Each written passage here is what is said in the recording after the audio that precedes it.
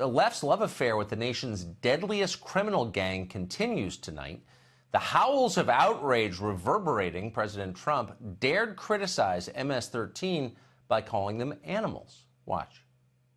He basically seems to assume that everybody is part of MS-13. Very strange to hear the President of the United States speak in such dehumanizing terms. Clearly, the president wants a war against Latinos. You might make that distinction between members of MS-13 and the rest of the Latino community and the rest of the immigrant community. I assure you that most of Americans don't make that distinction when he says we're animals. When he says we're animals. Things are moving fast in this country. By 2020, defending Central American street gangs will likely be a key plank in the Democratic platform. It's close now. You can see it. Maybe Bernie Sanders will feel the burn a little more literally. Kamala Harris's campaign will certainly be stronger together with the added muscle of Guatemalan street gangs. Don't laugh. It's actually more plausible than you'd think it is. Don't believe us? Here's what CNN contributor Ana Navarro said this Wednesday about Trump's animal remark. Quote, Trump is in very bad company. Nazis referred to Jews as rats. Slave owners viewed slaves as subhuman animals. Now, here's what Navarro herself had to say about Trump just 2 years ago. Quote, should Trump drop out of the race? Yes, he should drop out of the human race. He's an animal. Apologies to animals.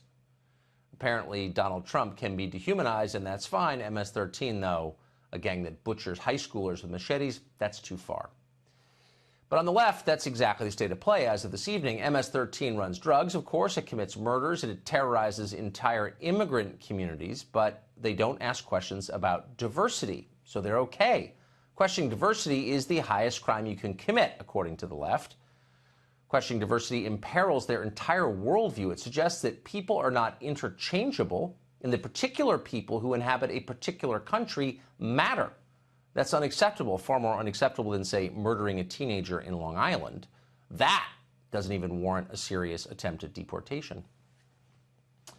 Joining us tonight is Leslie Marshall. She's a progressive radio show host and a keen observer of the Democratic Party. Leslie, good to see you. Good to see you, Tucker. So you're seeing all the leaders of the Democratic Party, Schumer, Pelosi, its surrogates, the entire American news media virtually, singing from the same song sheet. This is a coordinated storyline. Who thought of this? What consultant convinced Democrats running in defense of MS-13 was a good way to go into the midterms? Well, first of all, I think it was very clear, quite frankly, and I know fellow Democrats get angry at me, that the president was answering a question that the sheriff posed regarding the gang members. The issue here, Tucker, is not support of gangs or gang members. I have an 11-year-old son.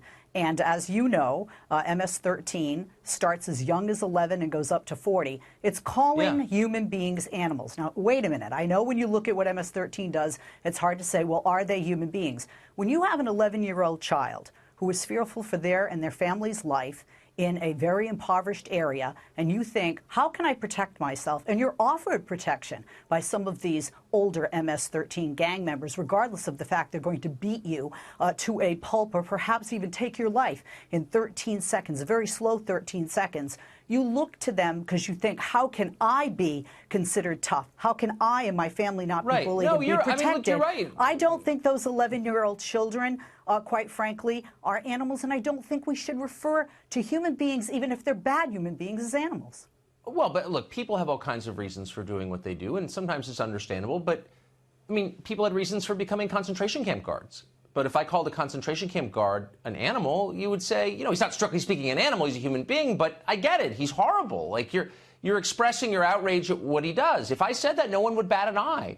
But that's because concentration camp guards aren't potential Democratic voters. I mean, this is really about winning a constituency, isn't it? This is a political decision Democrats have made. We're on the side of MS-13, not because we love murder. I'm not saying Democrats love murder. I don't think they do. But they don't want to alienate anybody on that side, including, I guess, MS-13 members themselves. I mean, let's be honest about what's happening. I don't agree with you there, although we are certainly in an era where left or right, a lot of things come into the landscape and are argued for political gain, especially with midterm elections coming up. I don't think that's the point here at all, Tucker. I mean, you know that we liberals claim to be pacifist. We claim to care about everyone, and it is the terminology that is very unsettling to a lot of people in the Democratic. Yes, liberals are pacifist. Liberals are pushing, I mean, you're watching liberals across the spectrum from, Nikki Haley to Chuck Schumer pushing for more war in Syria. They're bloodthirsty, actually. When did liberals. Nikki Haley start wearing a Democratic cape? I must have missed that one. And she started pushing for more pointless wars. But here's the point. If I came out and described a concentration camp guard as an animal, nobody would have a problem with it. I certainly wouldn't have a problem with that. You wouldn't. No normal person would have a problem with that. Normal people don't defend murderers, but the Democratic Party is defending MS-13. And I'm just making a political observation, which is that's not a wise strategy going into election because normal people aren't going to go for that, are they? Or maybe Tucker, they are. I'm going to go back to your concentration camp argument, okay? Yeah. Being that I have one Jewish parent, I think you know, and being that I have relatives that did perish in concentration camps, there were a few types of guards in the camps, quite frankly. One would be fellow Jews who wanted to survive and have a lot of guilt, and there are many documentaries about that. Two, there are many people that said they were just following orders. They were not referred to as animals, and quite frankly, many of them escaped any type of criminal Look, wrath. I don't want to get off on a World War II tangent, and that was one of 100 examples. Jeffrey Dahmer, anybody who commits murder for the pleasure of committing it, I think it's fair to criticize in the harshest possible terms, and it would be surprising if an entire political party came to that person's aid and defense, as the Democrats now are to MS-13. And I'm just asking, whose idea was this? It's not happening accidentally when you have John Harwood from the New York Times and Chuck Schumer and Nancy Pelosi saying exactly the same thing. Somebody thought up this line. And I'm just wondering, do you think it's a smart thing to say?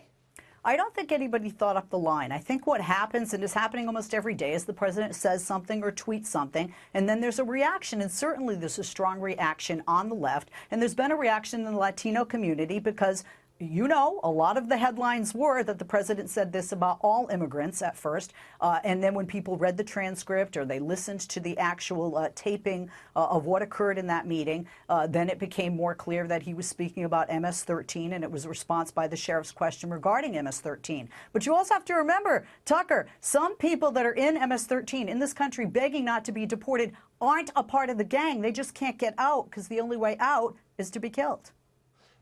But let me ask you this, and final question, but this is the deep irony undergirding all of this, which is MS-13 preys upon immigrants. I mean, who do you think their victims are? Overwhelmingly Honduran, Salvadoran immigrants, often illegal, by the way. So if Democrats say, we are the champions of immigrants, why are they defending people who prey upon immigrants? It doesn't make any sense. I don't feel that Democrats are in any way defending murderers. I feel that Democrats are saying that the president's choice of words was not palatable for them, and that no human being, how terrible a human being they may be, should be called an animal, because an animal doesn't choose. They're part of the life cycle. People call Trump that all the time. But hold on, let's be honest. They're holding the president to a different standard than they're holding MS-13. If you came out and said Trump is an animal, I don't think for a second Nancy Pelosi would give you a lecture about Christianity or whatever she was pretending to believe the other day, the spirit of God in every person. I mean, they wouldn't even notice it because they think Trump is an animal, right? But they're offended when you say that about a Salvadoran street gang? I mean, it's a sincere question. Honestly, I'm not a fan of the president, but I would defend him if somebody called him an animal, because I don't think a human being should be called that. And a president should be at a higher standard liberal. than a gang. And I hope you will denounce that. I can't even remember her name, but that CNN contributor is always getting crazy on TV who called him an animal. Anyway, Leslie, thank you. It was great to see you.